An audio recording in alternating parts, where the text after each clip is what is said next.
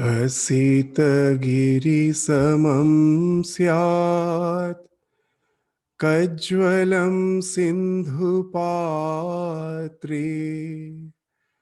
सुरतरुवरशाखा लेखनी पत्रमूर्वी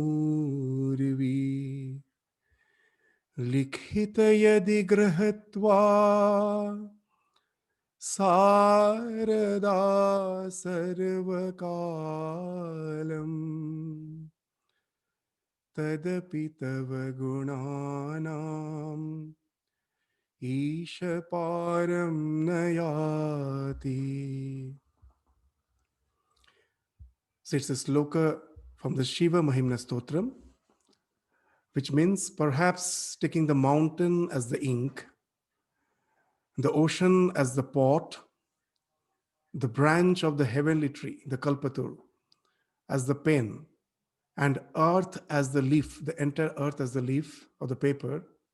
And even if the goddess of learning, the Saraswati, goes on writing forever on the page of the earth surface, if the entire earth surface is the page on which Saraswati is writing with the ink, which is as big, the ink is as big as the mountain, and the ink pot is as large as the ocean, and the branch of the heavenly tree, the Kalpataru, is the pen. If she goes on writing forever, even then, O Lord, your glories, you cannot find an end to it. There's no limitation to it. It is ineffable. So that's the wonderful sloka in the Shiva Mahimna Stotra, which we will find has some context in today's Kalpataru Day celebration. So as you all know, that this Kalpataru Day is an annual religious festival. It is observed by the monks and the lay devotees of the Ramakrishna mission, as well as the worldwide Vedanta societies, the Vedanta centers. They also observe this Kalpataru Day, which happens to be on the 1st January every year. Now, the context of the Kalpataru Day, the master had to move to Calcutta. Ramakrishna had to move to Calcutta for the treatment of his throat cancer. As you all know, in the last phase of his life, in the 1885, he passed away in 1886. From the early months of 1885, the symptoms of the cancer was detected.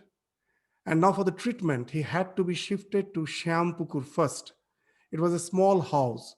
In the month of August 1885, he was shifted there because in those days it was in the precincts of Calcutta. It was within the boundaries of Calcutta, and so the doctors and the medical treatment was quite accessible from there. From Dakshineshwar, it was becoming quite difficult. So that's why first they shifted to Shyampukur in August 1885. And Sri Ramakrishna stayed there just for 3 months. As the place was very small, and Sri Ramakrishna was habituated in staying in Dakshineshwar, this spacious garden house. So it was quite suffocating for him, stifling for him to stay in that house, that small house at Shyampukur. So after 3 months, the devotees decided to shift him to some spacious place, and they found the garden house at Kashipur, where he was shifted after 3 months, almost 3 months. And there we find the last phase of the Sri Ramakrishna's divine drama has been enacted. As he used to say very wonderfully, whenever anyone is to ask him that, "Sir, how are you feeling?" He was suffering from throat cancer. The cancer in those days had no treatment. It became almost so Lazarus. The cancer's injury was visible from the outside. It just was so advanced. It created terrible pain. He couldn't eat properly. So nothing will go inside his throat. In those days, there was no scope for the nasal feeding. So half of the food, most of the food will just be thrown out. So he used to say that I am so hungry, as if I feel like eating pitchers of rice. That hunger was always there. But at the same time, a very wonderful thing, whenever someone is to ask him, Sir, how are you? We find a wonderful reply he's giving, that Shorir tar dukkho jane, mon tumi anonde thako. The body knows its suffering, O mind, dwell in bliss. That's a wonderful uh, remark which reflects Ramakrishna's mental condition.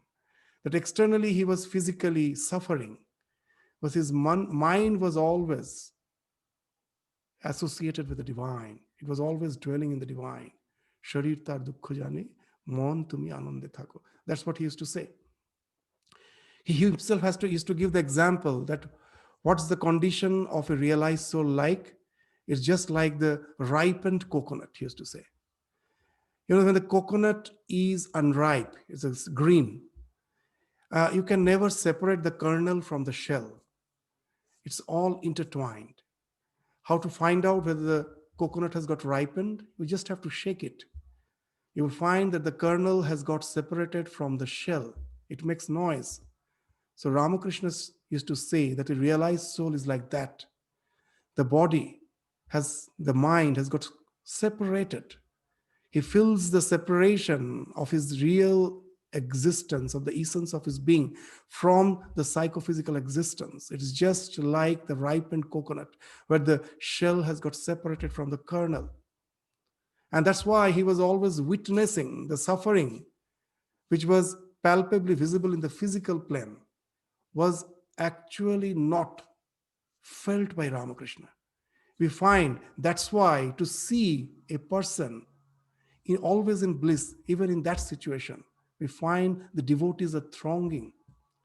They were attracted to see that, yes, in this life, we can transcend suffering. We can not get rid of suffering, but we can transcend suffering.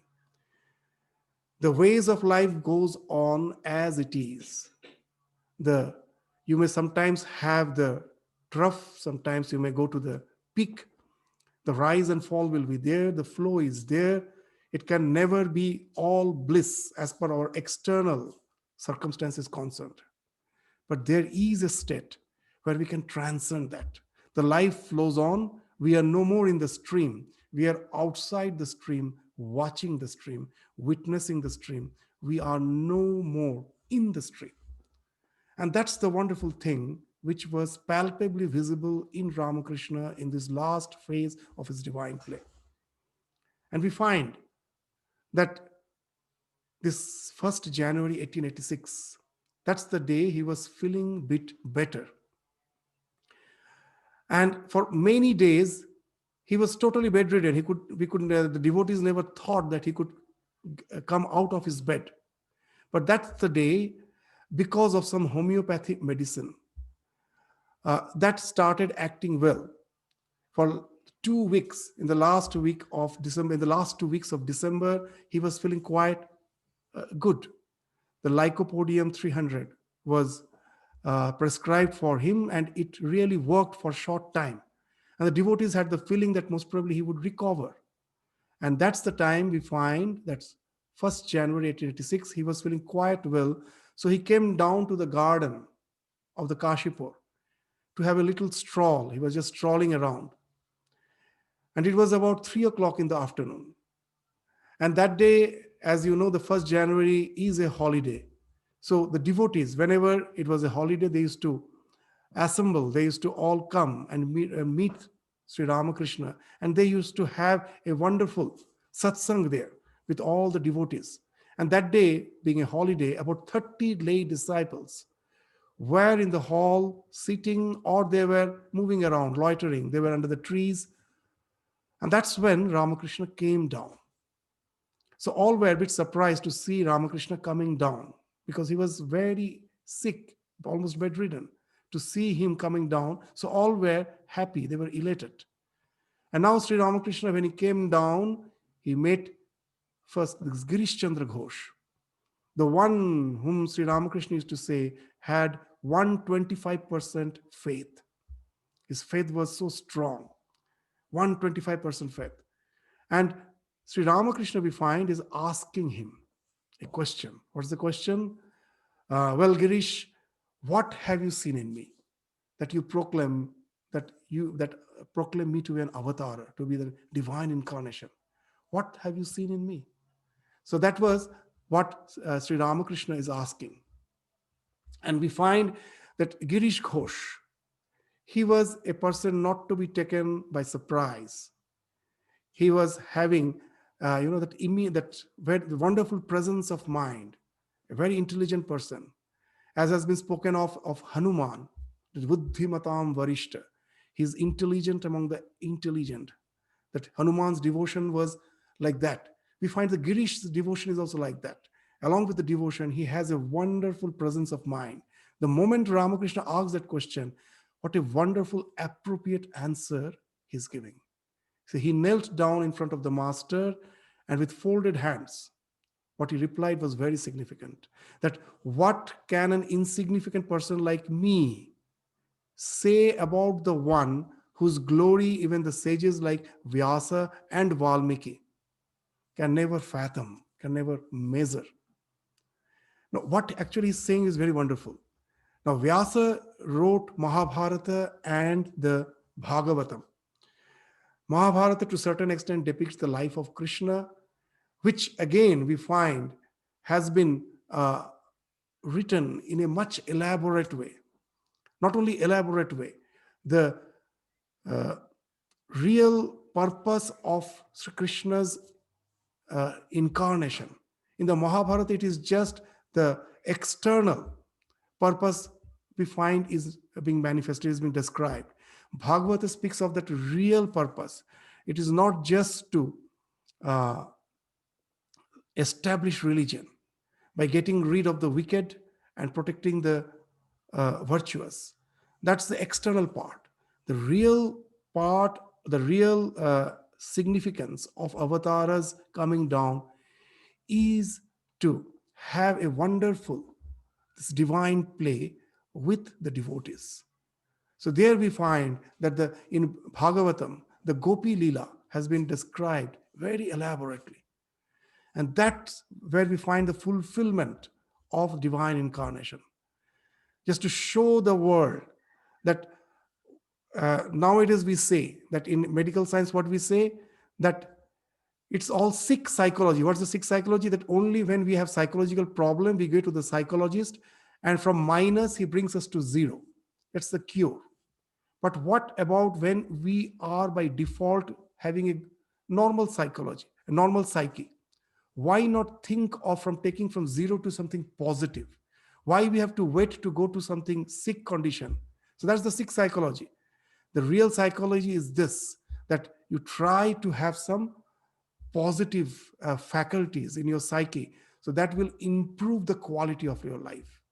So the treatment doesn't mean only removing of the weeds, it also means sowing of the seeds. So if Mahabharata speaks of removing the weeds, Bhagavata speaks of sowing the seeds. That in this life, as a human being, as Sri Ramakrishna used to say, that khali pete dharma hoy na. Yes, there is a need for the basic sustenance.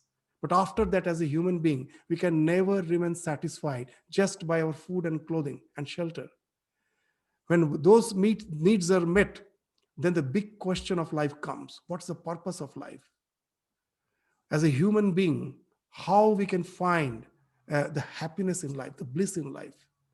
And that speaks of nurturing the faculty of devotion, of spirituality. And the Bhagavata actually describes that. And in spite of the fact that in Bhagavata is a very, very enriched scripture describing the divine play of Krishna, but still Vyasa, we find, felt that you can never really describe the glories of the divine. So that's why Girish is saying that even Vyasa couldn't adequately measure the depth of Krishna after writing such an elaborate life, divine play of Krishna. The same thing Valmiki did. He wrote the Ramayana, but does Ramayana really can fathom the depth of Rama? No. So even this Valmiki, the great sages like Valmiki, Vyasa, they couldn't fathom the depth of the divine avatar. How humbly Girish is saying that with full faith, I have the full faith that you are the God incarnate, but I'm an insignificant person.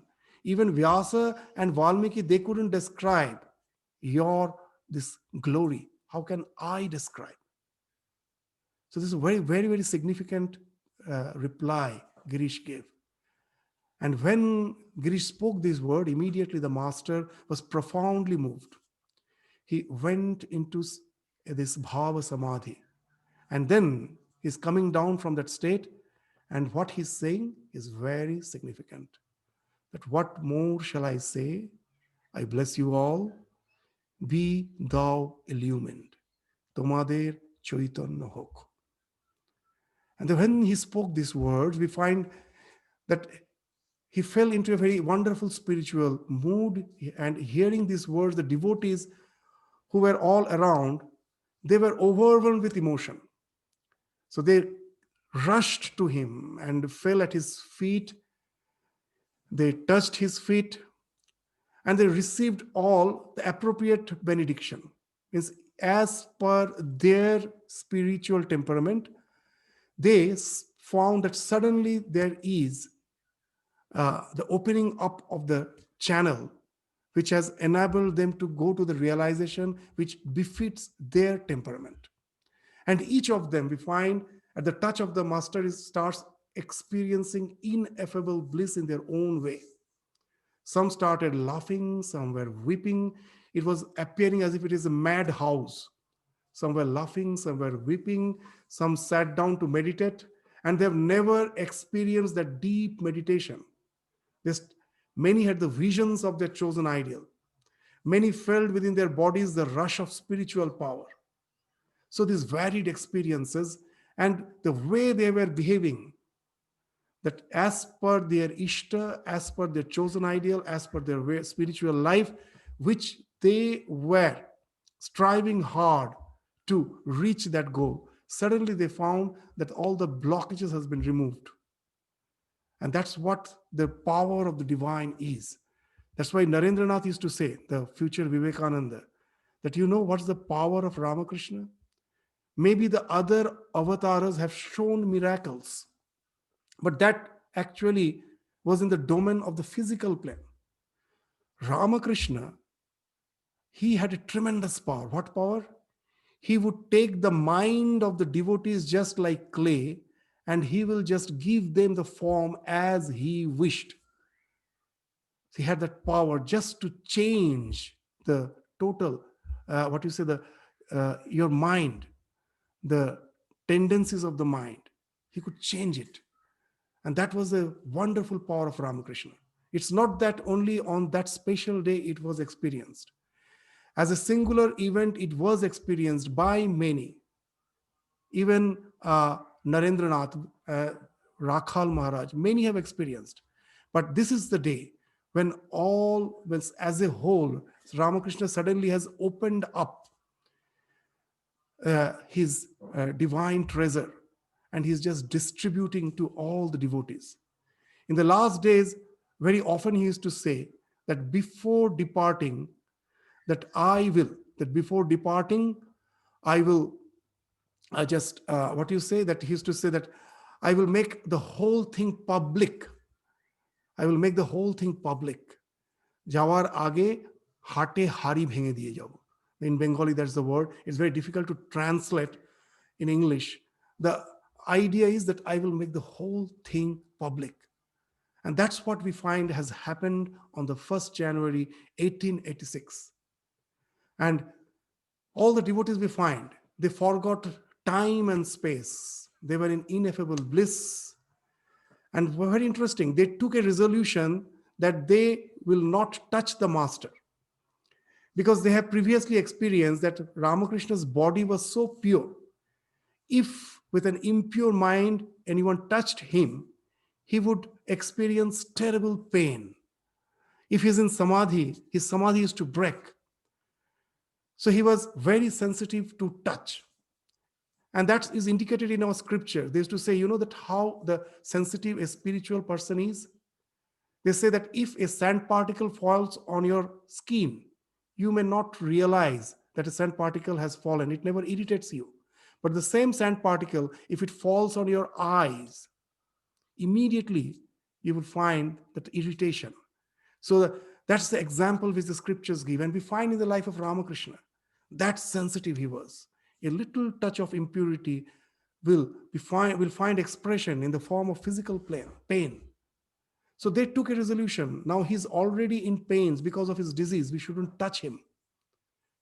And they all forgot that Ramakrishna, when opened up the channel, they were so overwhelmed, they forgot their previous determination not to touch him, that till he recovers. They had the immediate feeling that sympathizing with their misery and heart, overflowing with compassion, that God himself has incarnated. They felt that he's full of compassion, unbound compassion. He has incarnated. It's also a type of crucifixion.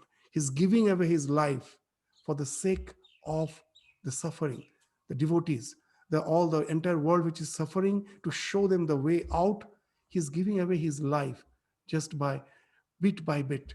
And that's what the devotees felt that day. And it was just the opening up of all the divine treasure which Ramakrishna had before departing for the mankind. So what actually, when Girish himself told that Ramakrishna, when he was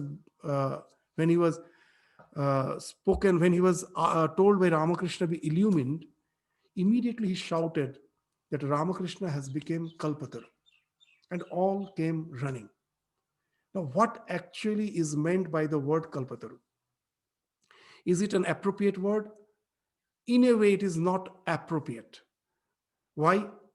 The Kalpataru means in the Puranas. There is a mention of the Kalpataru tree. It's a wish-fulfilling tree. Now, in the Puranas, what is mentioned is something very interesting. That a traveler was traveling, and he was so tired that he thought of taking a rest under the shade of a tree. So he just reclined himself under the shade of the tree, and suddenly he felt that he was terribly hungry. So he was thinking of food. He was hungry, he was thirsty, and suddenly from nowhere, all celestial food was in his presence. So he was amazed how it happened. Now he never knew actually that he, by chance, have taken shelter under the Kalpataru tree. That's the Kalpataru tree. Now food came, he took food, and after that, as he was tired, he thought that if I could sleep, have a nice sleep. Immediately a wonderful bed came, very soft, comfortable bed. He was really amazed, surprised. He reclined on the bed and was thinking that my legs are aching, if someone could massage. And then he found that some celestial beings came to massage his feet. He felt asleep. When he woke up, he was totally refreshed. And now the thought came, whatever I'm thinking is happening. Now, if a lion comes, and immediately a lion came, thronged on him, and just devoured him. That's the story of the Kalpataru. So whatever your thoughts are, that is going to materialize once you are near it or under the shade of it. So in that sense, Ramakrishna can never be Kalpataru. Because we do have so many desires which may not be good for us. There's very wonderful lines of Rabindranath Tagore. আমি বহু বাসনাই প্রাণপণে চাই বঞ্চিত করে বাঁচালে মোরে. There are so many desires I want so endearingly. So with tremendous earnestness, I want that desires be fulfilled. When I look at the life from retrospect, I look at it, then I find that Lord has actually saved me by not allowing me to fulfill those desires. We find that when from retrospect, that's the lines of Rabindranath Tagore. So in that sense, Ramakrishna can never be Kalpataru.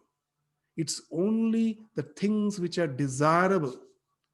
That's the thing we will find is being fulfilled. We will find, we will just come to that discussion also. It's not just whatever you wish, that is going to, whatever you desire, Ramakrishna is just there to fulfill. He is just like the benevolent mother who knows what is good for the child. His mother is not there just to pamper the child. The mother knows very well what's good, what's not good.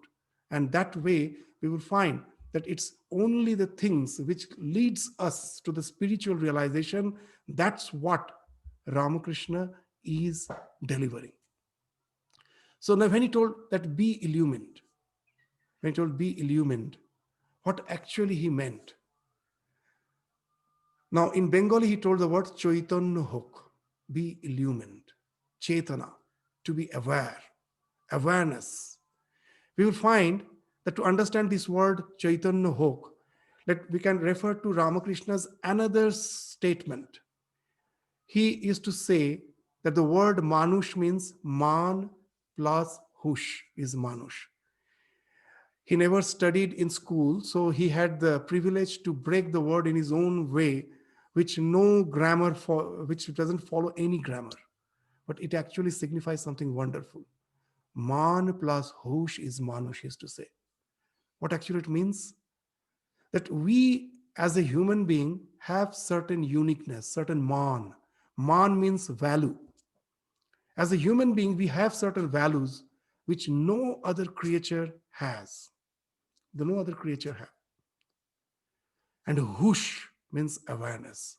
Are we aware of those values? If we are not aware of those values, there is very little difference between us and any other creature. Our uniqueness is because of those values. What's those values? Again, in the simple words of Ramakrishna, Manushi একমাত্র প্রাণী যে ঈশ্বর চিন্তা করতে পারে. Just very simple words. That human beings are the only creature who can think of God, contemplate of God, can relate to another dimension of our existence, which no other creature can do. And that's the man, the value, the uniqueness of the human being. That's what Ramakrishna is saying. So as a human being, are we aware of that value, of that mana? If we are, then we are Manush. Otherwise, we may look like a human being. We are not human. We are very little, we have very little difference from any other creature. Those who are just begetting, having food, begetting children, and then dying. If that's our life, then what's the difference between us and the creatures? So Ramakrishna used to say that is the man plus hush, as the human being who is aware of the values. They alone are manus. They alone can be called as humans. So by saying that be illumined, he's actually indicating to that fact that realize the potential, the divine potential which is hidden within you. As a human being, unless you have realized that, the human life is not worth living. So that's what we find Ramakrishna is indicating. Now, the question comes that if we have the desires, other desires, is it not going to be fulfilled? Actually, that huge crowd which today we will find is going to Kashipur, where Ramakrishna became Kalpataru, that last phase of divine drama which he enacted in Kashipur. About 100,000 people will be there. And if you take interview, what you will find apparently as if they have some desires which they think if they pray will be fulfilled. But is it the real cause for that huge crowd? The real cause we feel is not that. The real cause is actually Ramakrishna's empathy for the humankind. If you see his life, a wonderful thing.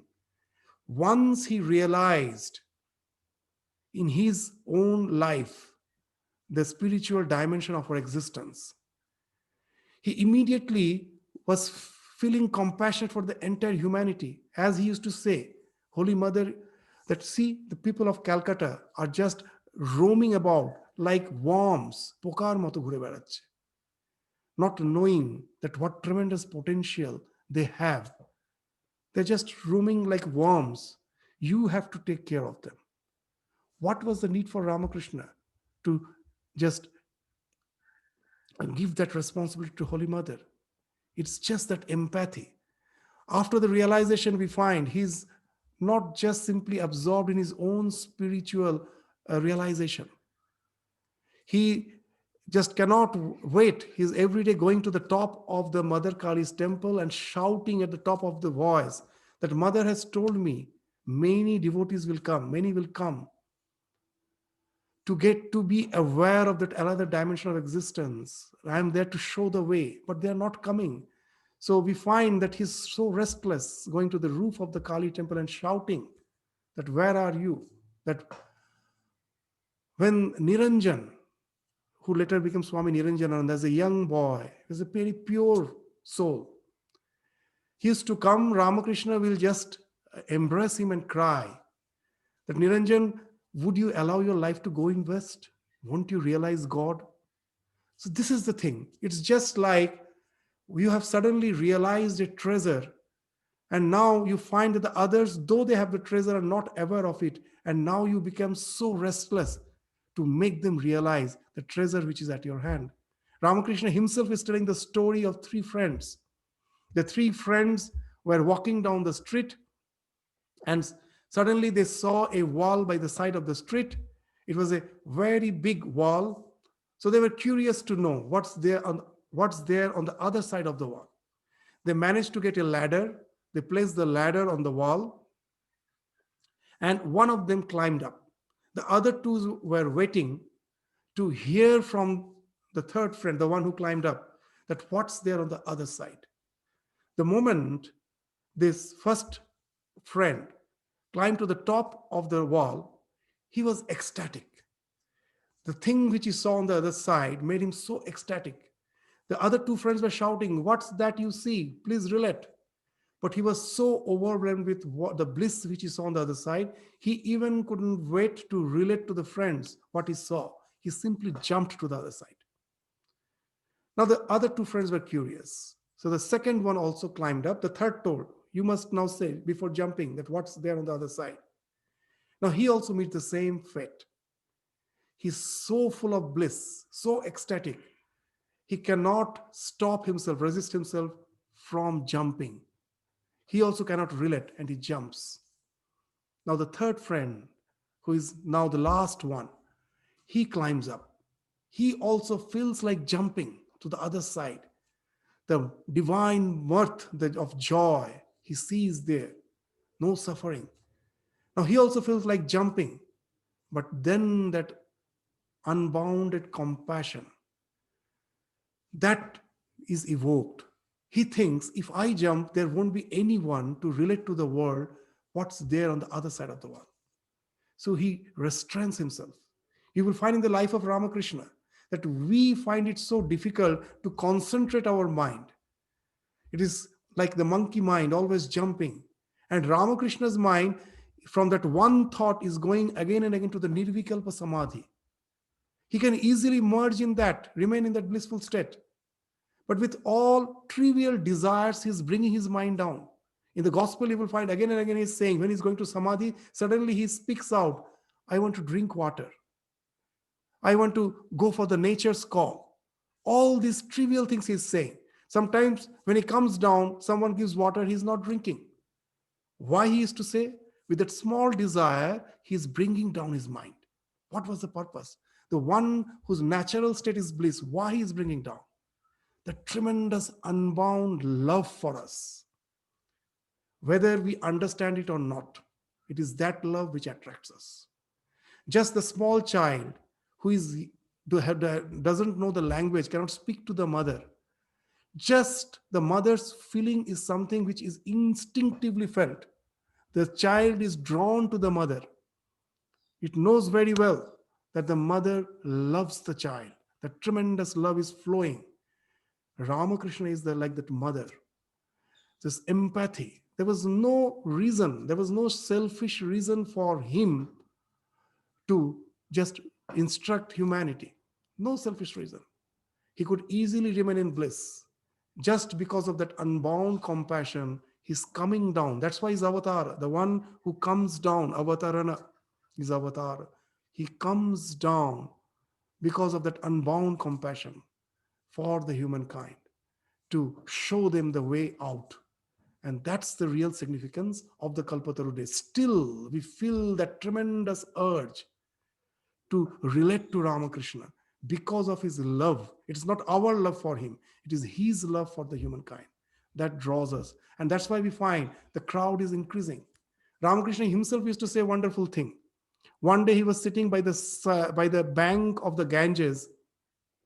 He was sitting by the bank of the Ganges, and one steamer was passing from the mead of the Ganges. It was just in the front of them. Ramakrishna and his devotees were sitting, and the steamer was just in front of them, passing down the Ganges from the mead of the Ganges. After the steamer went quite a long distance, it was quite far away. Suddenly, Ramakrishna saw that the water is splashing. The waves after waves of water is coming and splashing on the bank. Ramakrishna, the master of examples, the master of analogy, immediately gives a wonderful analogy. He says, see, when the steamer was just in front of us, we could never realize that a turmoil has been created. A turmoil has been created. We could never realize. See, now the steamer is far away. Now we realize the splash. On the day of Kalpataru, the real day, the historical day, there were only 30 people. And now it is, previously we saw it was 30,000, 50,000, now even 100,000 people. They have now this, the more his life goes far away, the more we find the splash, the more we realize the tremendous value it has in our day-to-day life. That simple, so-called simple life is not that simple. It has a very poignant message. And with that message, there's a tremendous compassion. And that's the thing which is drawing us, pulling us. And it will go on dragging the humanity. In the words of Swami Vivekananda, it will go on working till the humanity understands that it is one with God. In the Swami Vivekananda used to say that I may find it necessary to give up my body, this physical body, but I won't stop working. I will, in the spiritual domain, I will go on working till the humanity knows that it is one with God. How nicely Swami Vivekananda is saying, these personalities, these all persons are not different person. They're three in one. Is Ramakrishna, Vivekananda, Holy Mother. They're three in one. One in three, three in one. So they are the one who are there, still there. Know it for certain. If we call on them, know it for certain. Ramakrishna used to say a very interesting thing, that you don't have to shout to express your prayers. Just go on praying silently. God has very sensitive ear. Ramakrishna was very poetic. He used to say that God can even hear the, and what you say, that the anklets in the ant's leg, the anklets tied in the ant's leg, God can even hear that. That's the poetic way Ramakrishna used to say. So he's so sensitive. Pray to him. He is there. Know it for certain. He is there. He's still there. When the day he passed away, the next day, Holy Mother was about to remove the bangles. As is the custom, the widows remove all the bangles. Ramakrishna came in his vision, in her vision, and told that, why are you removing the bangles? Do you think I'm gone? It is just from going from one room to the other. Ramakrishna is there. He is there, and he's with a sensitive ear, know it for certain, is hearing to our prayers. And that's why we celebrate this day. Now, if we have worldly desires, isn't it fulfilled? Yes, it will be fulfilled. But know it for certain, Ramakrishna has his own way. It's not just the way we feel. I will just, today, before coming to the conclusion of this discussion, we'll give that example. We will just relate an incident on that day, that we find most of the devotees were asking for spiritual illumination. But there was one devotee, he was very poor, Upendranath Mukhopadhyay. He had the desire for money. So when he found that everyone is going and whatever they are asking for, immediately it was palpably visible that their desires have been fulfilled. They were in ecstasy. But he never had the any urge for spiritual visions. He was always aspiring for money. He was extremely poor. And he went and told frankly, I want money. He was blessed. He was blessed. But we find a wonderful thing. He did become rich, but he used his wealth in charity and service. That's the thing. Means Ramakrishna's life was to preach mankind the wonderful philosophy of Shiva Jnane Jiva Sheva. That if the Lord has become the world, if God has become the world, Ishavasyam Itham Sarvam, with which the Isha Upanishad starts, if the God is pervading the entire universe, in each and every being, if he is, then why not serve him through his creation? Shiva Jnane Jiva Seva. In each and every being, the essence of each and every being is divine. So don't see him as a man, see him as a God and serve. Then what happens? Spirituality becomes a 24/7 affair. It no more remains just some few rituals before your breakfast. Ramakrishna jokingly used to say, our spirituality is till breakfast. In the morning, we wake up, have a nice shower, have some separate set of clothes for our worship. We wear that, go to a particular section of our house, which we have indicated as a shrine, and offer some incense, offer some flowers, so have some, just repeat some chants, meditate. We feel wonderful. We come, we change our clothes. Now we are in office clothes, sit for our breakfast. Now I'm a different man. There's as if a watertight compartment between the spiritual life and the secular life. Ramakrishna came to break that by this wonderful philosophy of Shiva Jnana Jiva Sheva. And that way, in all your activities, the divinity, the spirituality can permeate. Then nothing remains secular. Everything becomes spiritual. And then Abhyudaya and Nishrayasa, these two can be synthesized. Abhyudaya means your personal prosperity in the material world. That can be synthesized, synergized with your ultimate aim of life, the spiritual liberation, Nishrayasa. And that we find that Ramakrishna is Kalpataru in his own way. It's not just that he allowed Upendranath to become rich and be obsessed by money. We find that he has changed his mind in such a way, he is using his wealth in charity and service. He has a great role to play in the Ramakrishna movement. You know, Swami Vivekananda translated the Imitation of Christ in Bengali. It was he who published serially in a magazine called Gyanankur, the Blossom of Knowledge. This Upendranath, in his later life, he became quite rich. He had his own press. And in his press, we find the Swami Vivekananda's translation of Imitation of Christ. He's the one to publish. He is the one, when Swamiji returned from the West, now to make the people aware of Swami Vivekananda's return, so that they can just come and give a huge reception. So pamphlets has to be distributed. And he printed freely thousands of pamphlets, handbills, published it in his newspaper. He used to publish a newspaper, Vasumati. In that he published.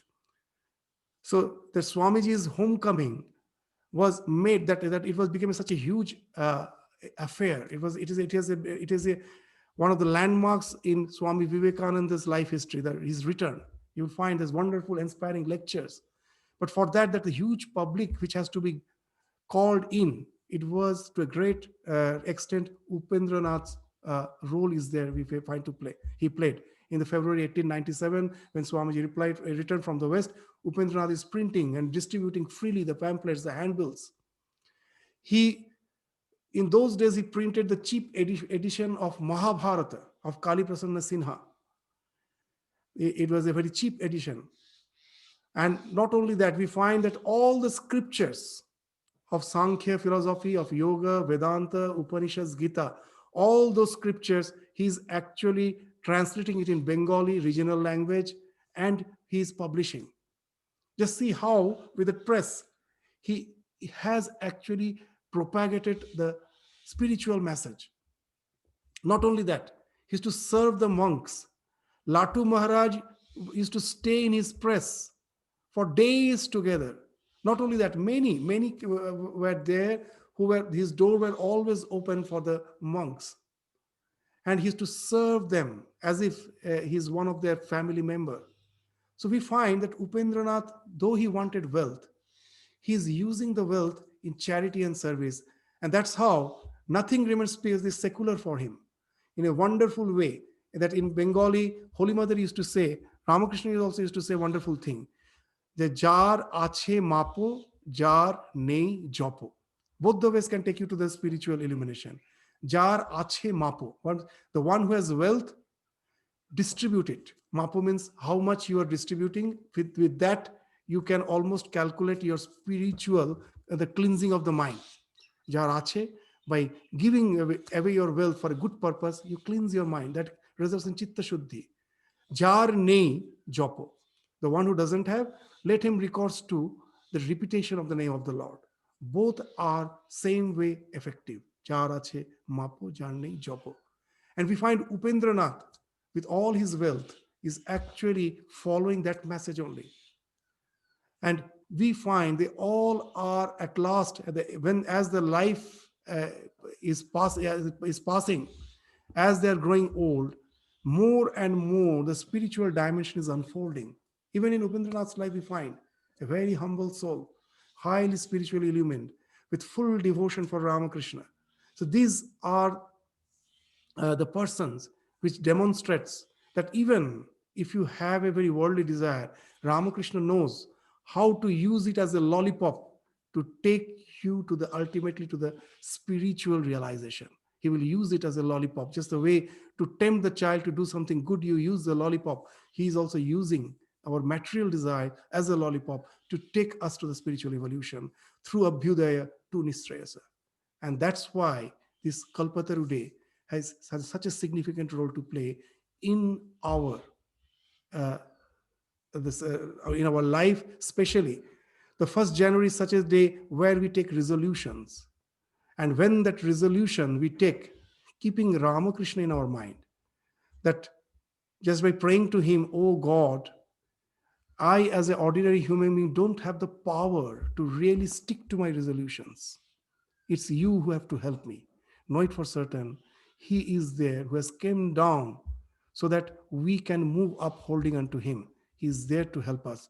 And that's his role. He can totally change the course of our life if we really resign to him. I will just end today's discussion with the words of Swami Vivekananda. When Swami Vivekananda returned from the West, he was with his brahmacharis of Belur Math, those who have joined the order, being inspired by Swami Vivekananda. One day he was taking a class, a scriptural class, with the brahmacharis. He was there in Belur Math, and suddenly he asked, do you know who is Avatar? Now the brahmacharis were quiet. And then Swami Vivekananda, the one who is always resorting to reason, rationality, his lectures are just a marvelous intellectual piece. That Swami Vivekananda, we find that inwardly his soul, that full of devotion, that self, that resignation is there. What a nice reply he's himself giving to his own question. Avatar is the one who is Kapala Mochana, who can change the lines written on your forehead. They say that the lines of our forehead actually are the scripts of our destiny. Your destiny is written there. So he used to say he is a Kapala Mochan. He can change them. As Holy Mother used to say, that even he can take away your prarabdha. Very nicely, Holy Mother used to say, if it is as per the prarabdha, you are supposed to be killed by some sharp weapon. Take resort to the God's name, surrender to him. Suddenly you may just end up with the piercing of a needle. Instead of being killed by that sharp weapon, just a small needle will pierce you. So even you can get rid of prarabdha. So that's the thing which actually is meant for to be celebrated on this Kalpataru day. It is significant that way. Let us have that full faith that Ramakrishna is there to listen to our prayers, to listen to our the inner wishes. We generally, in front of the society, try to pose ourselves as a particular desired character. But in front of Ramakrishna, we need not worry.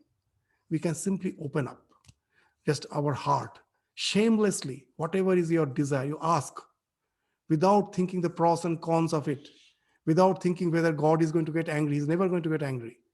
He knows how to mold those desires, and he will take you in such a way that instead of destroying you, with the help of those desires, gradually you will find you or desires are getting sublimated. You need not have to subjugate them. You need not have to forcefully stop them. They will be sublimated in a wonderful way. Ramakrishna knows how to do that, and he will be carrying you to that divine illumination. So that's why this Kalpataru Day is so significant to us. It's not only the 1st January. It's on this day we try to remember the divine role Ramakrishna had to play. But it is there for us every day of our life. Let each and every day for us become a Kalpataru Day by enabling us to be aware of the tremendous spiritual implication that Ramakrishna's life has on our life.